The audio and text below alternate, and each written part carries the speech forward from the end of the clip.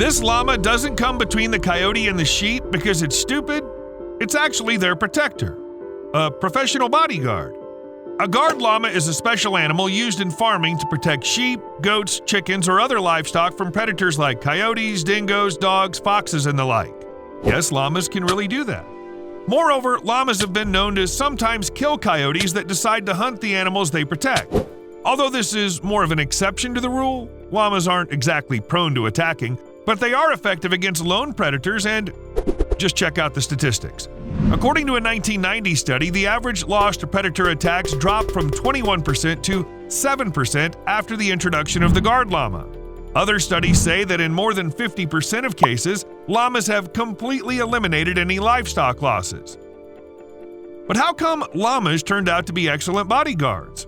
The reason is that they're instinctively vigilant, and when something goes wrong, llamas know how to draw attention to an intruder by making a startling alarm call that sounds like a rusty hinge. Also, llamas can walk menacingly toward a predator or even run toward it, chasing it, kicking it, and spitting. It must be very frustrating to be a formidable predator and be spit on by a llama.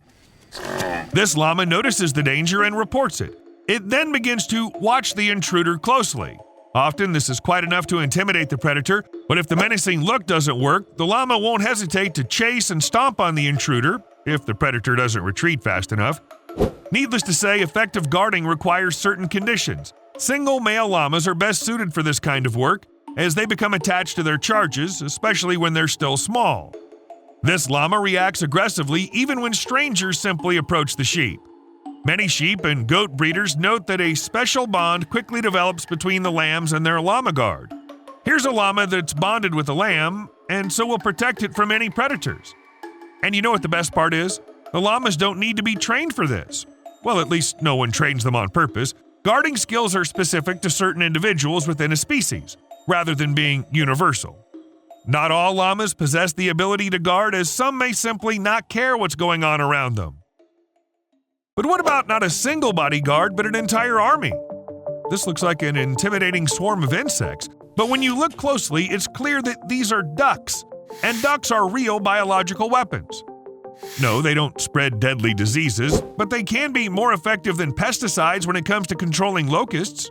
At least that's what Chinese experts believe. When Pakistan suffered a locust plague a few years ago, China suggested using feathered weapons. Turns out that one duck can eat more than 200 locusts a day. And if you gather an entire army of 100,000 birds, it's easy to calculate that it can destroy up to 20 million insects per day. When it comes to locust plague, this is a real miracle. True, the idea of rescuing Pakistan with the help of ducks was later abandoned. The country's climate's very dry, therefore not suitable for water-loving birds. However, in certain regions, you can indeed find flocks of ducks defending crops. This is a practice that humans have employed for centuries to protect their harvests. There's even a name for this technique: integrated rice duck farming. Growing ducks and rice together in irrigated paddy fields was documented in China for about 600 years, and Chinese farmers practiced it for centuries until synthetic nitrogen fertilizers and chemical pesticides came along. It's easier and faster to use them, but ever since mankind became concerned about environmental issues, things have started to change. In 2016, there was even an official announcement: farmers in China, Japan, Iran, and France are gradually transitioning to ancient methods of rice cultivation using more birds and fewer pesticides. In the paddy fields, the ducks are in charge of two important jobs: keeping insects away from the crops and weeding. They tear up weeds and leave their manure as organic food for the plants, so rice producers don't need artificial fertilizers. In short, it's a win-win no matter how you look at it. But why are ducks so good at it? There are plenty of poultry breeds. In 2000, China shipped thousands of ducks and chickens to Xinjiang, where another swarm of locusts destroyed more than 9 million acres of agricultural plots. Although both species of birds worked tirelessly, researchers found that ducks were the more voracious eaters, and they were also easier to herd into cohesive, manageable groups than chasing chickens, which aren't very good at discipline. One hen is claimed to be able to eat only 70 locusts a day when compared to 200 insects a duck can handle. The choice becomes obvious.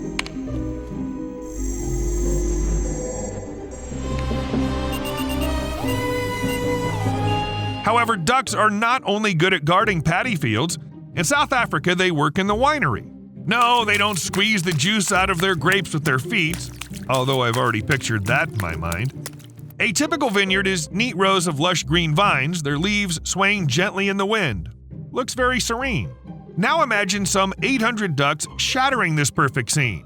The winery in Stellenbosch breeds these birds to help run the farm. The ducks have been working here since 1984, and the estate is even a breeding program for the birds. The ducks perform the same tasks as they do on paddy fields. They help control snails and other pests, and their waste acts as a natural fertilizer for the land. Additionally, the ducks have become quite popular among tourists. But what if it wasn't so dry in Pakistan and the ducks could actually live there? Would they have been able to handle the locusts? Well, ducks are indeed capable of clearing areas of pests, but in this particular case, they wouldn't be able to make a direct real-life difference in the outcome of the locust battle. Roughly 40 to 80 million of these insects can be found in a swarm covering about 247 acres. The swarm itself can stretch across thousands of acres. When you consider these numbers, it's easy to see why ducks may not be as effective as they can seem. Anyway, let's leave them to deal with fewer enemies. There's a term for using animals to control other animals, and it's called biocontrol. Although the term was only coined in 1919, people have been using this approach for centuries, because you don't need to label something so it would work. This is how citrus crops were protected in China in the 300s AD. Yes, the first account of using some insects to control others dates back to 300 AD. Back then, in China, people traded ant nests attached to branches. Farmers bought them, put them on citrus farms, and thus protected crops from insect pests. Actually, this is a common example of biological control, when some insects are introduced into an area foreign to them to exterminate other insects that are harmful to humans. For example, this is how common ladybugs can save people millions of dollars. Farmers use them in cotton fields to kill the aphids. But we're not going to talk about them because, well, these bug wars aren't that exciting when compared to how people use vertebrates, even when nothing good comes out of it. For example, take the mongooses that were brought to Hawaii on a noble mission. The animals were supposed to kill rats. That's what these rodents are doing in the sugarcane fields. I guess it's not pleasant to see this kind of thing every day, especially when sugarcane is your source of income. That's why wealthy plantation owners fought rats so desperately that they introduced mongooses to Hawaii in the 1880s. It must be said that reports from the sugar industry in the early 20th century said that mongooses were effective in reducing the number of rats, mice, and insects. That's hardly surprising. The mongoose is a small yet voracious predator that eats everything in its path. Rodents, insects, lizards, snakes. No one is safe. No one. A really determined group of mongooses can even scare off a really dangerous predator. In short, the solution seemed perfect, but only at first glance. When plantation owners came up with the brilliant idea of bringing mongooses to Hawaii, they didn't consider one thing. Rats and mongooses have different schedules. The mongoose would only go out hunting during the day, while the rats would get their sweet cane treat at night. Thus, the two species almost never crossed paths. But this wasn't the worst thing. The introduction of mongooses to Hawaii led to disaster not only because they failed to contain the growing rat population. Mongooses in Hawaii became an invasive species. The native bird species evolved in the absence of mammalian predators, so they were completely unprepared for such a voracious foe. As a result, mongooses are now responsible for the elimination of at least 8 bird species in Hawaii. The local turtle population has also declined as mongooses eat their eggs. People have shifted their focus from rats to mongooses, but the damage caused by these mongooses still amounts to a significant annual loss of $50 million. So, as it often happens, humanity went a bit too far. This is a giant rice rat, a species that can only be seen as a stuffed display at the National Museum of Natural History in Paris, as it's become extinct through the actions of humans and mongooses. These animals lived in the Lesser Antilles, and then European settlers came there. They apparently considered the giant rice rats pests threatening coconut plantations, so the settlers deliberately introduced mongooses to protect their crops from pests. As you can imagine, the giant rice rats were not thrilled with that. And don't forget other predators that came to the islands with humans like dogs and cats. The felling of trees was also a factor. Anyway, the remaining giant rice rats died in the early 20th century. The situation around owls wasn't always as heartbreaking, or rather, it started with problems. To make room for cultivated land, trees and other smaller plants are often eliminated, but deforestation pushes many animals out of their homes. There's a big downside to this, and not just because the animals are suffering. Some of them are natural predators who control the pest population. Once the land was cleared for agricultural purposes in a small farming village in Indonesia, a significant number of rats and mice appeared. Despite the villagers' relentless efforts to eliminate these unwanted visitors, nothing seemed to do the trick. Finally, one resourceful farmer decided to harness the power of nature by introducing owls onto his property. After all, owls possess remarkable rodent hunting abilities, with a single barn owl capable of catching around 1,000 small critters within a year, and it really worked. However, the farmer didn't stop there. He set up the Natural Predator Program. The owls are now busy catching rats and mice in the fields around the village of Telogowiru. He's also breeding owls in the village. In about 4 months, the young birds are released into the wild. And in 2011, the farmer began installing special boxes in which the owls live. Similar boxes can be found in California, where the barn owls help protect vineyards from rodents. But back to Hawaii. When mongooses didn't do the trick in the 1950s, people decided to get barn owls there. They were released for the same purpose, to control the population of rats in the sugarcane fields. Along with owls, they also brought herons as a solution for the flies that plagued the cattle. But something went wrong again. This baby barn owl was photographed flying out of the underground nest of the gadfly petrel, an endemic Hawaiian bird. And this is what the researchers found in the nest the next day. This was all that was left of the poor gadfly petrel. Yes, the barn owls forgot about rodents and started hunting endemic bird species that were not prepared for the arrival of predators. This problem is still relevant today, and people are trying to figure out what to do about it. It's necessary to save the local species and to cause as little harm to the barn owls as possible. After all, it's not their fault they were brought to the islands. However, people took their efforts with starlings to the next level, introducing these birds to various parts of the world. Just like always, no one expected any trouble, as it seemed like a great idea.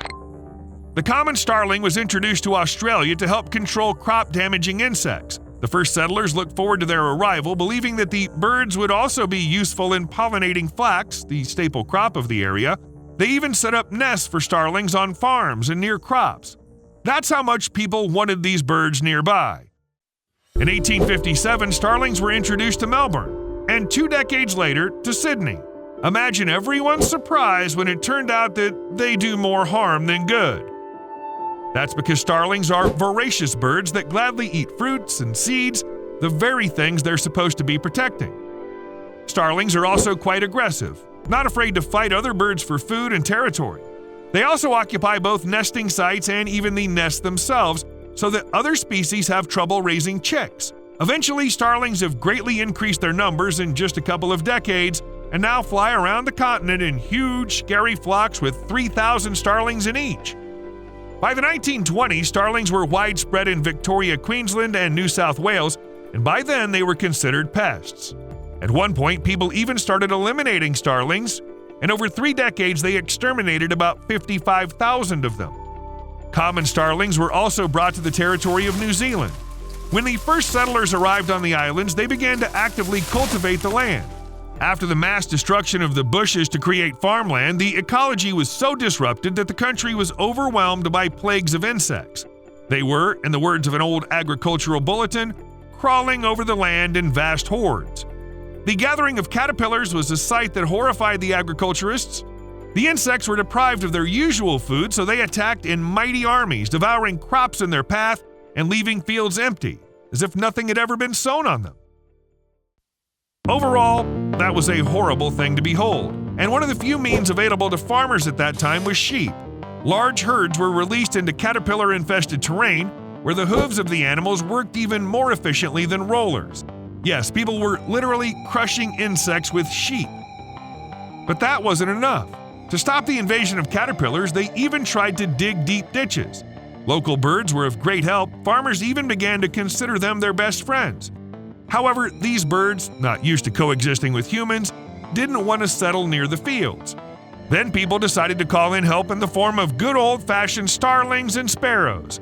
A batch of 17 birds was imported around 1862. Over the next 20 years, a large number of birds were landed and released in various parts of the country. But here's the question. People were familiar with starlings after all. They knew that these birds fed on seeds. Why were they introduced to new territories then? There's actually an explanation. Imported birds had to have 3 qualities. First, they had to be non-migratory, otherwise the time and money spent on their acclimatization would be wasted.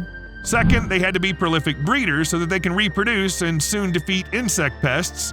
And most importantly, they had to be able to eat both insects and seeds. Otherwise, they simply would not have survived the winter. So people took their chances. Today, starlings live in New Zealand, Australia, South Africa, North and South America, Fiji, and several Caribbean islands. They came to all these places thanks to humans, but for different reasons. Starlings were not always brought in for insect control, but that's a story for another video. Well, if you really wonder why imported animals constantly become a problem, the answer is people prioritize their own benefits without considering the potential consequences and often lack the ability to anticipate them. See you later.